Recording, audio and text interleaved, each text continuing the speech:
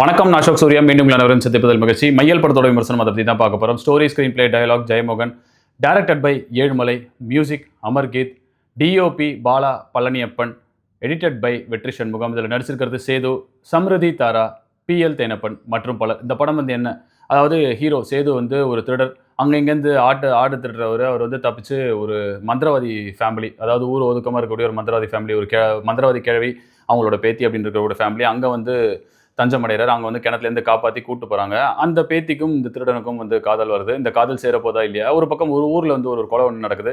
அந்த கொலையோட வழக்கில் வந்து இவர் தான் ஏற்கனவே திருடன்றதுனால இவரை ஜோடிச்சு இவரை மாட்டி விட போகிறாங்களா இல்லையா? கடைசியில் இந்த காதல் சேருமா சேராதா அப்படிங்கிறதா வந்து கதை. இந்த படம் எங்கே டிக் வாங்கும், எங்கே டிக் வாங்காது அப்படின்னு பார்த்துடலாம். டிக் வாங்குற இடம் வந்து ரொம்ப நேச்சுரலாக பர்ஃபார்ம் பண்ணியிருக்கக்கூடிய சேதோட ஆக்டிங் பர்ஃபார்மன்ஸாக இருக்கட்டும், சம்ருதி ஒரு பக்கம் வந்து லுக்ஸ் வந்து ஸ்ரீதிவ்யா, வித்யாவியானி அந்த மாதிரிலாம் சொன்னாலுமே வந்து அவங்க ஆக்டிங் பெர்ஃபார்மன்ஸ் ரொம்ப யூனிக்காக வந்து நிறைய ரொமான்டிக் போர்ஷன்ஸும் ரொம்ப இன்னசென்ஸும் வந்து ரொம்ப அழகாக பண்ணியிருக்காங்க. ஸோ கண்டிப்பாக இந்த இடங்கள்லாம் வந்து டிக் வாங்கும்.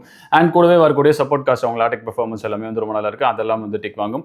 மியூசிக் அண்ட் சாங்ஸ் வந்து உண்மையிலே ஒரு ப்ளஸ் அப்படின்னு சொல்லணும். கண்டிப்பாக அந்த இடத்துலையும் வந்து டிக் வாங்கும். டிக் வாங்காத இடம் ஏதாவது இருக்கான்னா இன்னும் கொஞ்சம் வந்து என்கேஜிங்காக, இன்னும் கொஞ்சம் இன்ட்ரெஸ்டிங்காக, கொஞ்சம் குவிக்காக போகக்கூடிய படமாக இருந்தது. ஸ்க்ரீன் பிளேயில் அந்த ரைட்டிங் இன்னும் கொஞ்சம் வந்து கிரிப்பிங்காக பண்ணியிருந்தாங்கன்னா நல்லா இருந்திருக்கும். அந்த இடத்துல டிக் வாங்காது.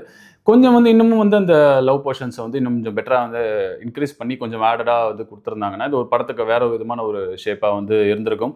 மற்றபடி அந்த கிளைமேக்ஸ் வந்து ஒரு எதிர்பாராத கிளைமேக்ஸு, அது வந்து நிறைய பேருக்கு வந்து ஓகேன்னு இருக்கலாம், நிறைய பேருக்கு டிக் வாங்காமல் போகவும் வாய்ப்பு இருக்குது. மற்றபடி ஒரு டிஃப்ரெண்ட்டான ஒரு படம்.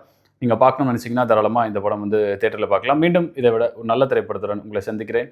நன்றி, வணக்கம்.